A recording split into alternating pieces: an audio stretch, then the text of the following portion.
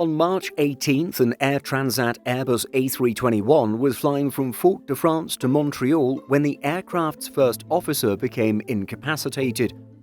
The incident occurred as the aircraft was flying over the United States, 200 nautical miles south of Montreal. According to the Aviation Herald, the incident took place aboard Air Transat flight TS-739, which was using an Airbus A321-200. In today's video, let's look at what we know about the incident. The flight took off at 13:34, 34 minutes past its scheduled departure time. According to FlightRadar24.com data, the A321 reached a cruising altitude of flight level 320 approximately 25 minutes after departure.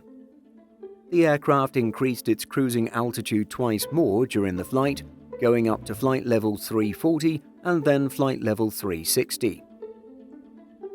191 people were on board the A321-200, which is registered Charlie Golf Tango Charlie Yankee. At FL 360, about 200 nautical miles south of Montreal, the first officer reportedly became incapacitated. Unfortunately, no additional details on the first officer's condition were made available.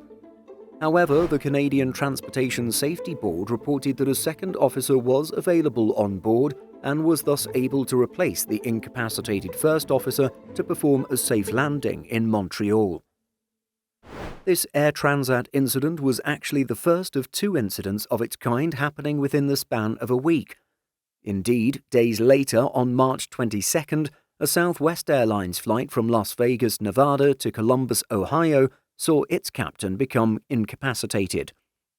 This incident, the Aviation Herald notes that the Boeing 737-700 was en route at flight level 370, about 160 nautical miles northeast of Las Vegas, when the first officer radioed air traffic control to notify them that the captain was complaining about stomach pain. It was then noted that the captain then became incapacitated. In a similar resolution to the Air Transat situation, another pilot was available to step in. In this case, it was a passenger that was an off-duty, fully licensed pilot for a different airline. Despite two such instances taking place within a week, these cases are thankfully quite rare. However, the top priority for aviation is safety. Thus, the reality of the occasional incapacitated pilot incident is one strong argument against the possibility of single-pilot operations. Two pilots in the cockpit provide redundancy so that if one of the pilots were to become incapacitated, the other could take over the full operation of the aircraft and perform a landing. Last month, a Reuters report noted that the European Union Aviation Safety Agency, or EASA, had ruled out single-pilot flights by 2030. However, the regulator was reportedly still evaluating proposals from Airbus and Dassault Aviation. This could see limited single-pilot operation for parts of the flight as early as 2027. It would appear, however, that some proposals for single-pilot operations would still include at least one other pilot on board the aircraft.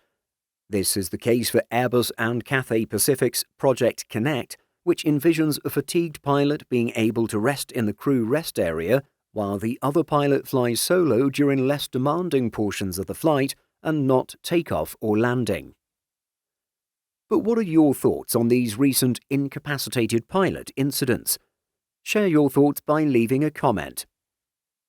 In addition to our daily YouTube videos, Simple Flying publishes over 150 articles every week. If you're looking for the latest aviation news and insights, visit simpleflying.com.